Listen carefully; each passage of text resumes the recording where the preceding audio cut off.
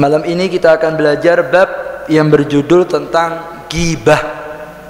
Ghibah ini bahasa Arab. Menerjemahan Madurana ngerasane. Membicarakan orang. Bukan membicarakan di depannya. Bukan membicarakan di belakangnya. Tetapi kita membongkar keburukan kita punya saudara, baik di depan ataupun di belakang orang yang sedang kita bicarakan. Di dalam Al-Quran Allah subhanahu wa ta'ala berfirman, janganlah kalian saling menggunjing sebagian dengan sebagian yang lain. Jangan saling membongkar aib, jangan saling ngerasani satu dengan yang lainnya.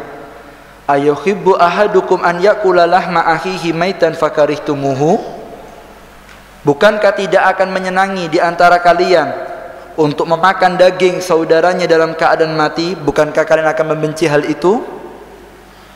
Lalu Allah Ta'ala mengatakan, wattaqullah innallaha tawwabur rahim. Bertakwalah kalian kepada Allah, sesungguhnya Allah adalah zat yang maha menerima taubat dan zat yang maha pengasih dan maha penyayang. Jadi dalam Al-Quran Allah pun memberikan informasi, kita yang hidup di atas dunia ini, sampai nanti saatnya kita perjumpaan dengan malaikat Israel, maka kita tidak boleh membicarakan orang lain. Lalu Allah Ta'ala mengatakan, orang yang memberanikan dirinya untuk ngerasani orang lain, maka hakikatnya dia telah memakan daging saudara yang sedang dia bicarakan. Lalu Allah menyatakan, seandainya ada orang yang hidup normal, lalu dikasih bangkai saudara di depannya, disuruh makan, dia kira-kira mau apa tidak? Ya tidak mau, pasti orang itu akan jijik. Kata Allah Ta'ala, begitulah orang yang ketika dia membicarakan aib, membicarakan keburukan saudaranya, maka hakikatnya dia telah memakan daging daripada saudaranya dalam keadaan hidup-hidup. Maka Allah mengatakan, wattaqullah, bertakwalah kalian kepada Allah, jangan sampai lidahnya membicarakan aib orang lain. Sesungguhnya Allah adalah zat yang menerima taubat, dan Allah adalah zat yang maha pengasih dan maha penyayang bagi orang yang ingin kembali kepada Allah subhanahu wa ta'ala. Hati-hati, ini bahaya ini. Jangan sampai kita ini membicarakan aib daripada orang lain. Bahkan dalam beberapa riwayat, baginda Nabi Muhammad SAW, beliau pernah menjelaskan, atadruna mal ghibah? Kamu tahu enggak apa itu yang dimaksud dengan ghibah? Ini lalu para sahabat mengatakan, qala ar-rasulullah wa rasuluhu a'lam. Allah dan Rasulnya yang lebih tahu apa itu yang dimaksud dengan ghibah. Maka dijawab oleh Nabi Muhammad SAW, dzikruka akhaka bima yakrahu. Kamu menyebutkan sesuatu tentang saudaramu, yang mana sesuatu itu yang bisa membuat benci saudaramu. Jadi sampai membicarakan sesuatu di badan saudara sampean dengan sesuatu, kalau sesuatu ini didengar sama saudaranya akan sakit hati. Itu namanya ghibah, itu namanya ngerasani. Ini kalau sampean coba-coba ucapkan ketika sampean ada di dunia dan sampean tidak coba-coba untuk tobat, maka nanti di akhirat kita akan dipaksa untuk makan kita punya daging saudara, dan di situ kita akan dihinakan oleh Allah Subhanahu wa ta'ala. Ya Rabb, semoga kita diselamatkan oleh Ta'ala. Ketika malam Isra Mi'raj, ya. Ketika malam Isra Mi'raj, Nabi Muhammad SAW, beliau melihat satu pemandangan. Kanjeng Nabi ini melihat suatu pemandangan yang sangat luar biasa. Dikatakan oleh Rasulullah, marartu lailata usriya bi al-aqwamin yakhmathuna wujuhum bi atfarihim. Aku melihat ada sekelompok manusia yang mereka mencakar-cakar wajahnya dan kukunya terbuat dari besi. Jadi Kanjeng Nabi ini ketika malam Isra Mi'raj bersama malaikat Jibril melihat ada sekelompok manusia, ternyata kukunya terbuat dari besi. Setelah itu ditempelkan di mukanya, dicakar-cakar sampai ini kulitnya ini katut. Sudah habis kulitnya ditumbuhkan lagi sama Allah, dicakar lagi, dicakar-cakar sampai hancur mukanya. Lalu ketika Nabi Muhammad melihat pemandangan ini, maka Nabi Muhammad bertanya kepada malaikat Jibril, mengatakan, man haula ya Jibril, siapa mereka wahai Jibril? Maka dijawab oleh malaikat Jibril, haula alladzina yaktabun nas. Mereka ya Rasulullah, orang-orang yang ketika hidup di dunia ternyata lidahnya mudah untuk membongkar aib saudaranya. Orang yang seperti ini yang tidak mau bertobat kepada Allah sampai nanti dia bertemu dengan malaikat Israel, maka nanti hukumannya dia akan diberikan kuku terbuat dari besi dan akan mencakar-cakar wajahnya sampai datang hari kiamat. Maka itu hati-hati ya. Tidak cuma membicarakan wa yaqauna fi a'radihim. Bahkan orang ini bukan hanya ngerasani, tetapi membongkar aib harga diri saudaranya lalu disebar-sebarkan kejelekannya. Dan inilah hal yang paling dibenci oleh Nabi Muhammad sallallahu alaihi wasallam. Ada satu sahabat tanya kepada Nabi Muhammad sallallahu alaihi wasallam, mengatakan, "Ya Rasulullah, kalau seandainya itu ucapan yang saya ucapkan betul, kan tidak apa-apa Nabi, memang orangnya seperti itu kok. Memang dia pernah zina kok, memang dia pernah minum kok, memang dia pernah pernah melakukan judi kok, maksiat kok, saya tahu kok. Sengaja saya bongkar, kan memang kenyataan Rasul, saya tidak bohong." Maka dijawab oleh Nabi Muhammad sallallahu alaihi wasallam, "In kana fihi ma taqulu faqad iktabtahu." Kalau kamu betul yang kamu ucapkan, memang kenyataannya Rasul. Kalau itu memang kenyataannya, berarti kamu telah menggibah. Tetapi Nabi Muhammad mengatakan, wa in lam yakun fihi ma taqul faqad bahintahu. Kalau kamu mengucapkan, ternyata yang kamu ucapkan tidak ada di dalam diri saudara kamu, maka kamu telah memfitnah. Kalau ngomongkan hal yang nyata disebarkan, itu namanya menggibah.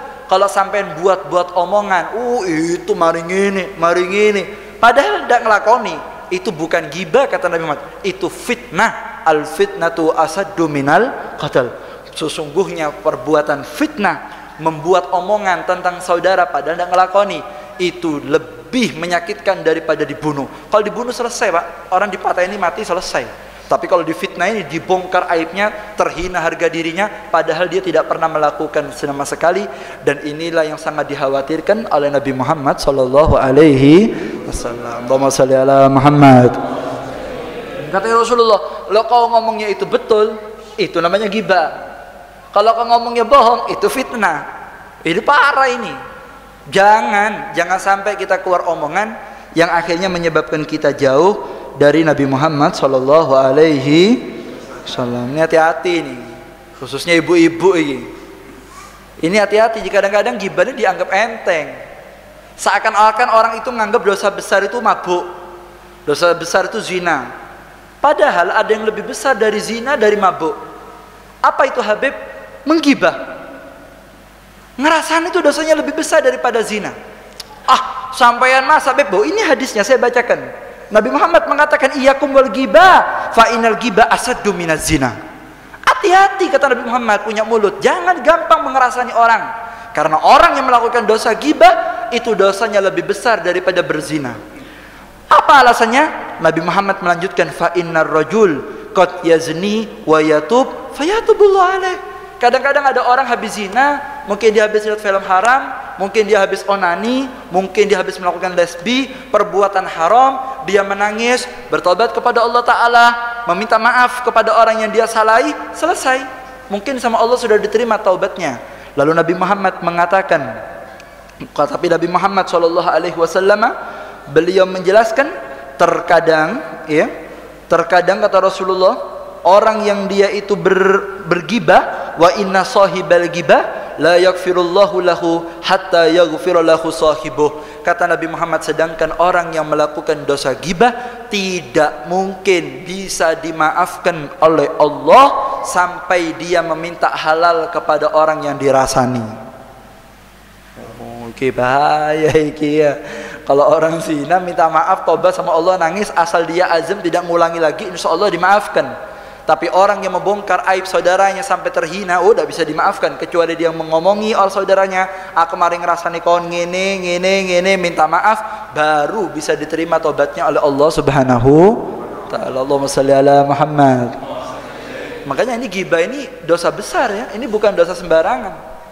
Makanya hati-hati, tidak gampang. Ghibah ini bukan dosa sembarangan ya, ini dosa berat. Bahkan Allah pernah menyatakan kepada Nabi Musa alaihi salam, mengatakan, "Ya Musa, man mata wa huwa taiban minal ghibah fahuwa akhir man yadkhulul jannah." Lalu Allah Ta'ala mengatakan juga, "Wa man mata wa huwa musirran 'alaiha fahuwa awwalu man yadkhulun nar." Mengatakan Allah Ta'ala kepada Nabi Musa, wahai Musa, siapa orang yang dia mati sedangkan dia sudah bertobat dari dosa ghibah, kalau tobatnya diterima ya. Tadi kan gini, orang kalau zina asal dia maaf, tobat sama Allah, sungguh-sungguh, tekad tidak mengulangi, menyesal dengan penyesalan yang kuat, insya Allah diterima. Semoga dosa kita dimaafkan oleh Allah Ta'ala. Tapi orang kalau ngerasani orang, tidak bisa dimaafkan sampai dia minta halalnya orang yang dirasani. Lalu Nabi Muhammad mengatakan, kalau seandainya orang ini diterima tobatnya sama Allah, dimasukkan surga, maka orang yang terlahir masuk surga adalah orang yang pernah menggunakan lidahnya ngerasani orang di atas dunia. Mulut yang pernah ngerasani orang, maka nanti terlahir masuk surga. Tapi kalau orang ini diterima tobatnya sama Allah masuk neraka, orang ini yang akan pertama kali masuk neraka. Jadi orang yang ngerasani orang ini, Pak, kalau masuk surga terlahir, kalau masuk neraka pertama. Dan tidak bisa dimaafkan dosanya kecuali minta halal sama orangnya. Berat, macam berat. Memang berat. Inilah ghibah yang sangat dikhawatirkan oleh Nabi Muhammad sallallahu alaihi wasallam. Semoga diselamatkan oleh Allah Ta'ala ya. Hati-hati. Sampai jangan coba-coba bongkar aibnya orang. Hati-hati. Sebagaimana kita tidak boleh membongkar aib, kita juga tidak boleh menceritakan aib. Itu haram hukumnya. Sampeyan tahu? Ada orang zina sama orang bongkar aibnya orang, dosanya kadang-kadang lebih besar. Zina tapi ngerasain wong, iku yang ngono pisan, iku yang elek pisan. Dosanya kau ngomongi ini sama zinanya kau, dosa ini. Ini berat ini. Ini tidak gampang. Tidak gampang. Kadang-kadang orang yang diajak ngerasani, Pak, orang yang ngerasani orang lain, padahal dia itu sudah melakukan dosa yang lebih besar, tapi ngerasani wong. Contoh, ada orang video callan, bengong, aku video call, padahal yang ngomong pernah zina.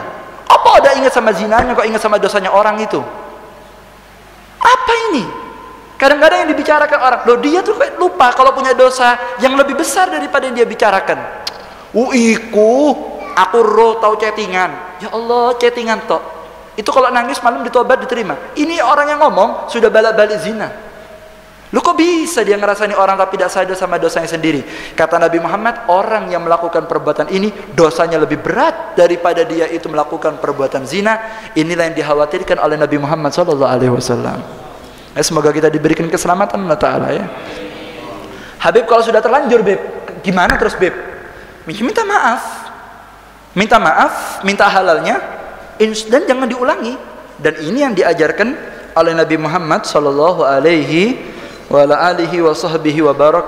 Hati-hati orang yang ghibah ini kalau masuk surga terlahir, kalau masuk neraka pertama. Tak ada bagus saya masuknya. Kalau masuk surga terlahir kadung mlebu neraka pertama kali sing dicungkrakno. Apa bagusnya ghibah ini? Hati-hati. Apalagi sampai coba-coba bongkar aibnya para solihin, yang kadang-kadang mereka menampakkan hanya untuk menutupi kebaikannya. Dulu ada satu orang soleh,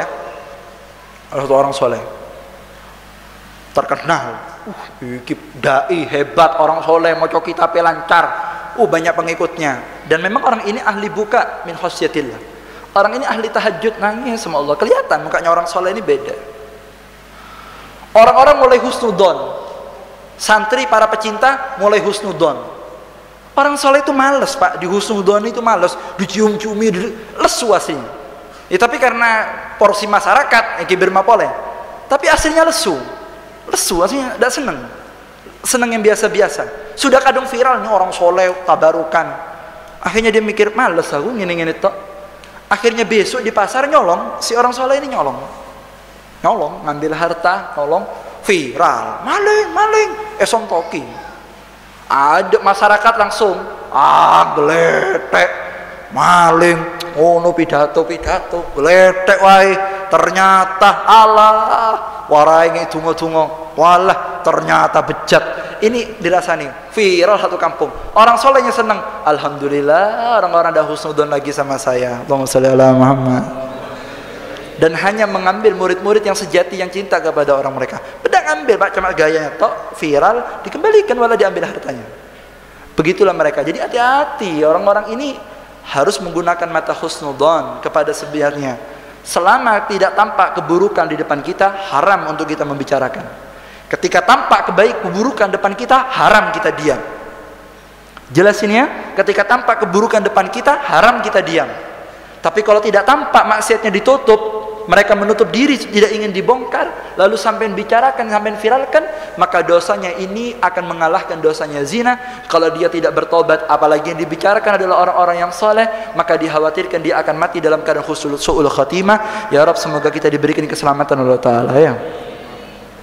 Beb, kok serem Beb ya babnya? Serem, ngerasani orang ini serem loh. Ini tidak gampang ngerasani orang ini. Tidak gampang ngerasani orang ini.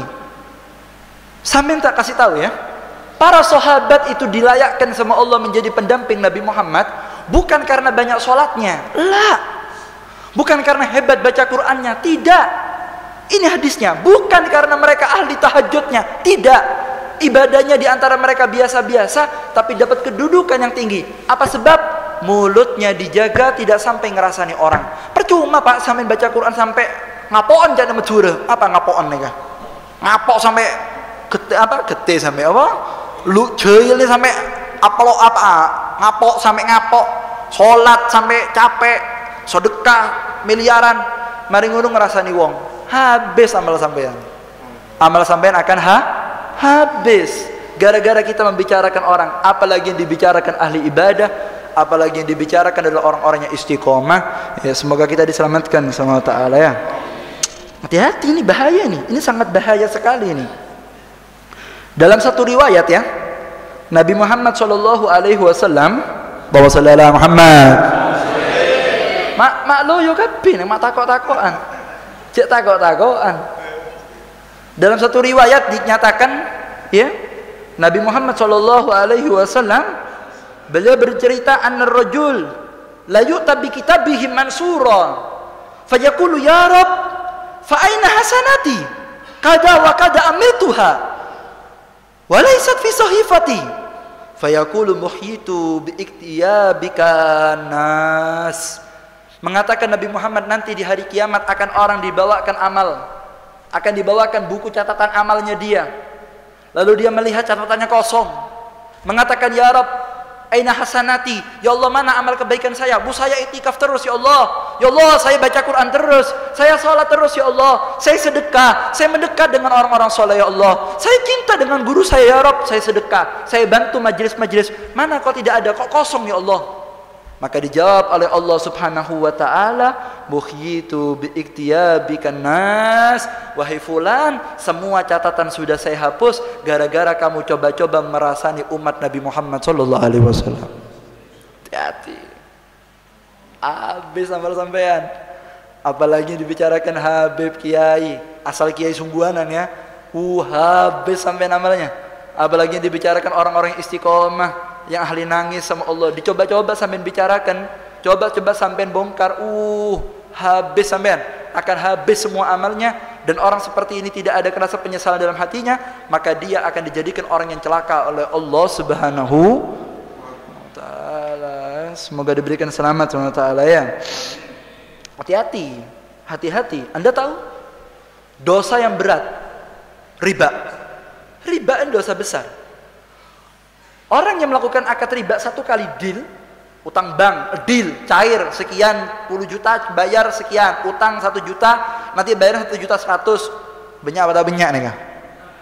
Iki bang tete lagi, bang keliling-keliling lagi, banyak. Itu kata Nabi Muhammad, kalau sekali deal, cair uang, itu langsung dia melakukan 70 dosa. Minimal dosanya seperti tidur sama ibu kandungnya sendiri. Bayangkan, sampai seperti zina sama ibunya. Ibunya tidur diperkosa. Bagaimana dosanya? Besar Beb.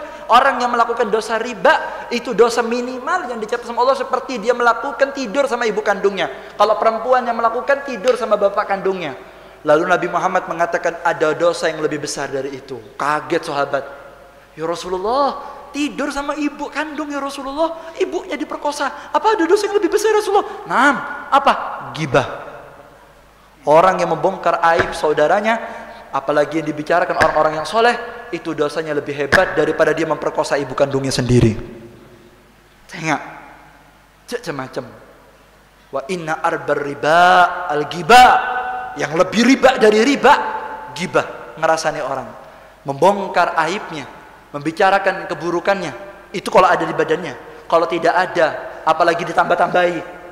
Ya Allah, ini namanya fitnah, dan fitnah ini lebih besar daripada ghibah. Ya Rabb, semoga lidah kita diberikan aman oleh Allah Ta'ala, semoga kita diselamatkan oleh Allah Ta'ala, amin ya Rabbal.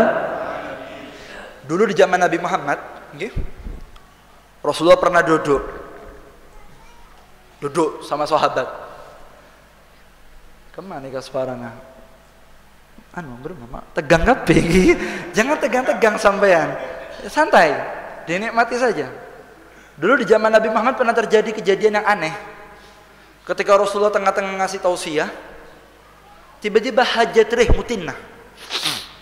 Tercium aroma busuk. Satu majelis, bau tak nyaman, buceng tak karo-karuan. Bau apa ini? Sahabat mau ngomong ndak enak, sungkan Nabi Muhammad di depan, diem. Rasulullah diem. Nyium, bau busuk. Nam ya Rasulullah, boceng tak nyaman.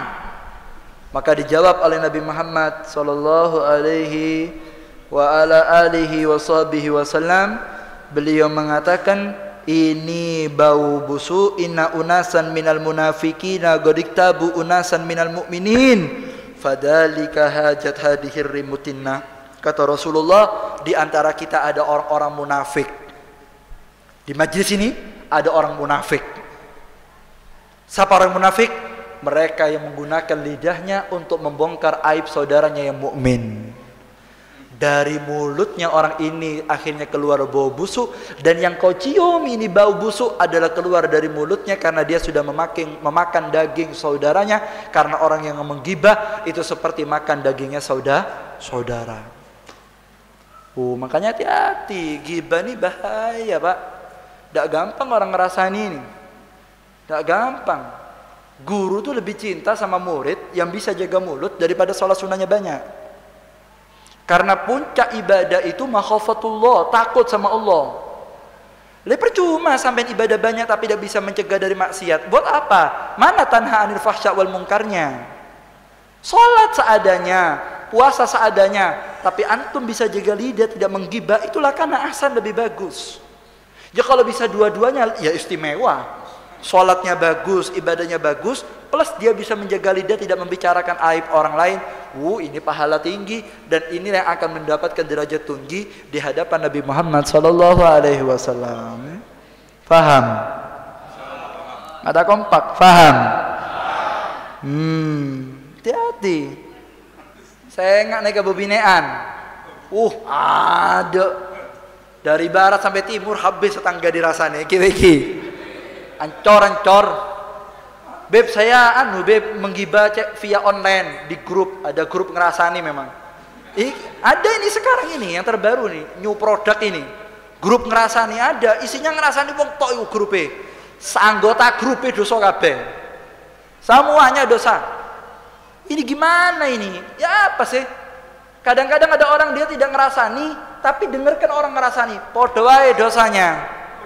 Saya tidak ngerasani beb, tapi kan ada orang ngerasani diem tidak berdiri. Lah, bagaimana kalau ada orang ngerasani sampai Allahumma sholli ala Muhammad berdiri tinggal? Jangan duduk, sama saja sampai yang duduk di sana dosa ghibah juga masuk kepada orang yang duduk. Ini kalau sampai dilakukan dan tidak ditobati sampai meninggal dunia, tidak bisa jaga lidahnya, maka dikhawatirkan dia masuk neraka. Kalau masuk neraka pertama kali, kalau tobatnya diterima, terlahir masuk surga. Allah, semoga diselamatkan Allah Ta'ala ya. Hati-hati ya, begitu jangan sampai macam-macam. Ketika mendengarkan keterangan ini, ketika Nabi Muhammad memberikan keterangan masalah ghibah itu dosa, begini, itu haram, begini, panjang lebar. Rasul mengatakan, Al-Imam Wahib bin Warad beliau mengatakan dalam satu riwayat, beliau mengatakan, mana dah? Wallahi la tarku ghibah ahabbu ilayya minat tasudduq bi jabal min dahab. Beliau mengatakan, demi Allah, aku berhasil satu hari meninggalkan ghibah, tidak ngerasani orang, itu lebih aku cintai daripada aku sedekah emas satu gunung. Emas satu gunung remuk ini emas semuanya disedekahkan. Dengan saya berhasil jaga lidah tidak ngerasani orang, itu pahalanya lebih saya sukai daripada saya sedekah emas tapi saya ngerasani orang. Buat apa? Habis amalnya, habis amal sampai. Orang itu jadi wali, Pak, gara-gara bisa nutup aib saudaranya. Orang-orang soleh itu tahu, Pak, aibnya orang itu tahu, bukan tidak tahu, tapi diem, didoakan. Ini sudah tidak soleh, dibongkar-bongkar, seakan-akan lupa dia punya dosa, yang diingat dosanya orang terus. Loh, lali le awak iki pernah dosa juga. Leiku, lali bengen kon SMA piye, kon biyen sekolah piye. Di sepuro ta dosa yang dulu itu, dimaafkan ta? Kok berani ngomongkan aibnya orang? Hati-hati. Siapa orang yang membongkar aib saudaranya, maka tidak akan mati sebelum dia melakukan dosa yang dirasani kepada orang lain. Hati-hati. Sekarang sampean bicarakan orang lain karena perzinaannya, suatu saat sampean akan melakukan perbuatan zina. Sekarang sampean bicarakan orang karena minum, nanti anak sampean akan minum. Ini janji dari Nabi Muhammad sallallahu alaihi wasallam. Hati, ini perkara fatal ya. Ini bukan perkara gampang, dan ini perkara yang sangat dikhawatirkan oleh Nabi Muhammad sallallahu alaihi wasallam. Ya, semoga diberikan selamat oleh Ta'ala ya. Jangan. Coba sampean lihat saya. Miring-miring dasi lagi ini, miring-miring dasi. Jurus mengalih semuanya. Ini penting dibahas ini supaya kita selamat, supaya kita ini selamat jadi orang-orang yang selamat. Orang gibah itu, Pak, dah harus ngomong. Kadang ngelirik. Iki gibah iki. Kadang-kadang gini. Iki gibah, dosanya sama. Beb cuma gitu tok, beb boh. Cuma gitu tok. Kadang ada orang pakai baju dirasani, kelambine. Belum ngomong, iku. Itu dosa. Itu dosa gibah. Dulu pernah kejadian ya di zaman Nabi Muhammad SAW. Rasulullah ini punya istri namanya Aisyah, cantik, putih, bersih. Di antara istri Nabi Muhammad yang cantik, di antaranya itu ada Sayyidina Sofia. Cantik Sofia ini. Siti Aisyah tidak pernah cemburu sama istrinya Rasulullah seperti cemburunya sama Siti Sofia. Kalau sudah kena Sofia, Siti Aisyah ini baper. Tidak bisa sudah, kebawa perasaan. Biasa. Kalau saingannya yang lain masih cantik Siti Aisyah. Tapi kalau sudah datang Sofia, halas. Pasti bawaannya tidak enak, Siti Aisyah tidak enak. Tapi Siti Sofia ini badannya tidak tinggi. Ya standar tidak tinggi. Sayyidina Sofia ini tidak tinggi, berani. Perempuan yang berani istrinya Rasulullah di antaranya Sayyidina Sofia. Wanen. Ada ini istri-istri yang wanen kan ada kan? Sing suka ngegas mbek bojone iki ada. Ada oleh lanang-lanang di pagar batu. Iya ning pondok pagar batu. Udah pakai compok lecak langsung kita ada. Tak bisa kalah kamu bini. Nah, angkat botol satu truk ada kuat beb iya nyampe rumah. Angkat piring tak kuat, langsung lecek capok begini ini kan. Ini perlu disampaikan nih biar ibu-ibu tidak ngamuk-ngamuk kok mati suaminya mati jantungan sulapan nanti ya. Jangan ngamuk-ngamuk. Ini Sayyidina Aisyah ketika melihat Nabi Muhammad membicarakan Siti Sofia tuh begini. Namanya perempuan ya, kebawa perasaan. Walaupun istrinya Rasulullah, kebawa perasaan. Mengatakan, "Ya Rasulullah, hasbaka annaka min Sofia annaha hakadah." Ya Rasulullah sampean kok ngomongkan Sofia cuma segini tok Sofia itu. Maksudnya mau ngomong kalau pendek, enggak ngomong pendek. Ngini tok Sofia. Lalu Nabi Muhammad SAW beliau langsung melihat Siti Aisyah dengan muka tidak nyaman. Beliau mengatakan laqad qulti kalimatan law muzijat bima'in bahr lama zajathu. Wahai Aisyah, kau telah mengucapkan suatu kalimat, apabila ludah dari kalimatmu itu diludahkan ada di laut, niscaya satu laut sedunia akan berubah menjadi tawar. Racun itu omongannya kau. Kalau sampai kau ludahkan ke dunia, coba Selat Bali, sedunia langsung akan tawar airnya. Karena saking hebatnya racun yang orang ngomongkan karena gibah. Dan keluar omongan jelek atau menghina pendek. Cuma gini, sama ini toh, loh itu sudah gibah, kata Nabi Muhammad SAW. Maka itu hati-hati ya, lidah ini hati-hati. Kadang-kadang liwat mobil anyar, no ira, lebu neraka, gak tobat. Jangan macam-macam. Soalnya kerudungnya anyar, iri dirasani. Oleh ini kerudungi tonggo disikat. Iri. Kok iso tonggo iku mari jupuk teko jemuran iku roh aku kena angin diempek. Ini kan ngerasani. Iya kalau sungguhan, kalau enggak fitnah, buhtan. Ini bahaya, ini lebih besar daripada ghibah dosanya. Ya, semoga diselamatkan Allah Ta'ala ya. Hati-hati begitu ya, jangan sampai kita ini melakukan hal-hal yang akhirnya menyebabkan kita ini celaka di hadapan Allah Subhanahu